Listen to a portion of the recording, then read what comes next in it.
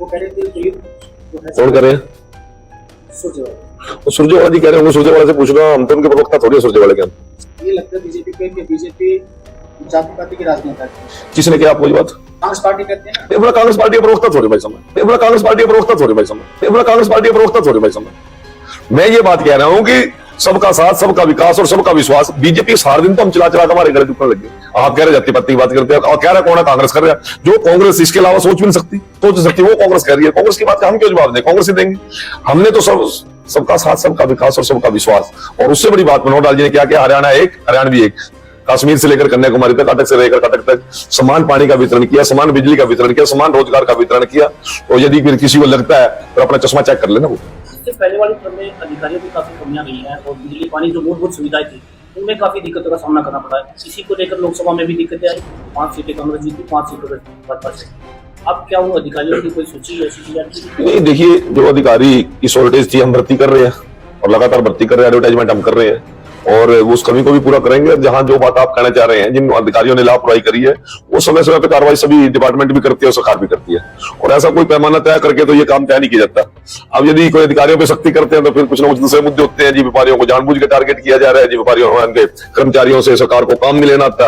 ये सारी चीजें साइड बाई साइड चलती रहेंगी। परंतु नायब सैनी जी ने एक जो दृढ़ निश्चय की बात है, उनका सौम्य चेहरा आपने देखा, उनका हंसता हुआ चेहरा देखा, परंतु उनका जो दृढ़ निश्चय है वो भी जरा नोट कर लीजिए। उन्होंने कहा था कि शपथ बाद में लूंगा, 24,000 घरों में पहले दिया जलाऊंगा, वो जला दिया।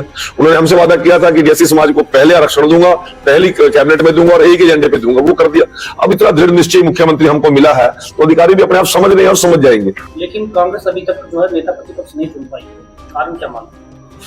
अब आप कारण आपको आप ही ढूंढो, मान तो ढूंढ लाने की जरूरत नहीं है और ना ही उनका बनाने ठीक भी है, क्योंकि जो नेता प्रतिपक्ष बनेगा उसका कौन सा बक्सेंगे, उसके कपड़े फाड़ने, कपड़े ना फाड़ने इन दिन की हाथमा पे छोड़ दे। पूरे देश के अंदर आज कांग्रेस को नकार दिया लोगों ने, कहीं कोई बात करने वाला है नहीं। और हरियाणा प्रदेश में तो कांग्रेस का सबसे बड़ा लोकदलीकरण किया भूपेंद्र हुड्डा जी ने किया। इससे बड़ा तो लोकदल का भी लोकदलीकरण कभी नहीं हुआ।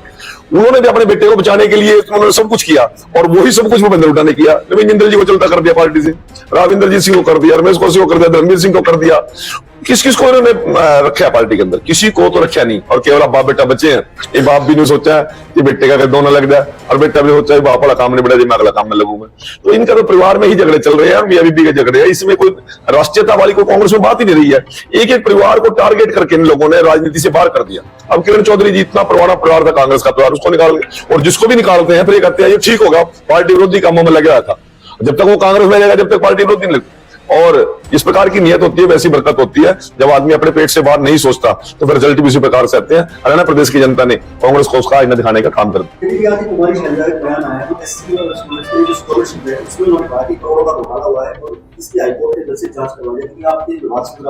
देखिए, उसने बयान दिया है। ये 2009-10 में जब हुड्डा जी की सरकार थी 11-12 में, तब से ये मैटर था। उसकी जांच हो भी ली है और जो लोग उसमें दोषी थे उन लोगों को अरेस्टिंग भी हुई है, सजा भी हुई है। और अब गड़े मुर्दे ये लोग उखाड़ने के लिए लगे हुए हैं। काम तो कांग्रेस के पास है नहीं, या तो हुड्डा उनको गाली देगा या हुड्डा को वो गाली देंगे। थोड़ा बहुत बचेगा तो टाइम कभी मुख्यमंत्री जी के ऊपर रोक लगाएंगे, कभी घोटालों की बात करेंगे। इनके खुद अपने गिरवान गले गले तक डूबे पड़े हैं दलदल में और भ्रष्टाचारों में। इनके नेता सभी लिपटे पड़े हैं, वो भी बात कर ले कभी। अब कोई और मुद्दा नहीं मिलेगा, फिर कभी किसान की बात करेंगे, कभी कर्मचारी की बात करेंगे, व्यापारी की बात। विपक्ष करता क्या? ये करता है। कोई हमारी तारीफ करने के लिए विपक्ष बना नहीं है, ना कोई हमारी बिड़ाई गाएंगे वो। और इस बात सुनने के लिए भी हम भी तैयार हैं। आज रोहतक के सभी पत्रकार साथियों का भारतीय जनता पार्टी प्रदेश कार्यालय में अभिनंदन और स्वागत।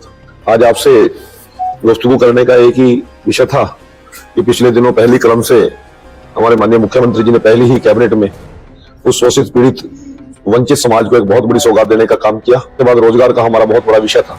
जब सर्वोच्च न्यायालय के 5 जजेस ने उस पर निर्णय दिया तो उन्होंने कहा कि प्रदेश सरकार जो निर्णय ले तो ये वर्गीकरण देने की बात हो सकती है। माने मुख्यमंत्री जी ने उस समय भी कैबिनेट के अंदर ये बात लेकर आए थे, परंतु तीसरी बार हमारी हरियाणा प्रदेश में सरकार बनी तो पहली ही कैबिनेट में और पहली ही कलम से हम इस विषय को इंप्लीमेंट करने का काम करेंगे। पहली कैबिनेट की मीटिंग हुई तो पहली ही कैबिनेट के अंदर माननीय मुख्यमंत्री जी ने उस एक सूत्रीय एजेंडे के ऊपर मोहर लगाकर वर्षों की इस पीड़ित समाज की मांग को पूरा करने का काम किया। उसके विषय को लेकर हमने मुख्यमंत्री आवास पर सभी 42 जातियों के लोगों ने उनको आभार व्यक्त किया। एक बड़ा आभार व्यक्त धन्यवाद सम्मेलन हम करेंगे। उसकी आज तैयारी के लिए समाज के राजनीतिक तौर पर जो सक्रिय लोग हैं उन सभी को मिलकर एक मीटिंग आगामी योजना तय करने के लिए, कार्य रूप तय करने के लिए हमने बैठक बुलाई है। और उस मीटिंग के लिए मैं आज हमारे बहुत से साथी, हमारे पूर्व विधायक, पूर्व मंत्री, पूर्व सांसद, वर्तमान के माननीय विधायक और हमारे पार्टी के भी और समाज के भी वरिष्ठतम नेताओं को, इंटेलेक्चुअल लोगों को, सामाजिक क्षेत्र में काम करने वाली संस्थाओं के प्रमुखों को और धार्मिक क्षेत्र में हमारे जो संत समाज के लोग काम कर रहे हैं उनको सभी को आमंत्रित किया। आज का केवल इतना ही एजेंडा था।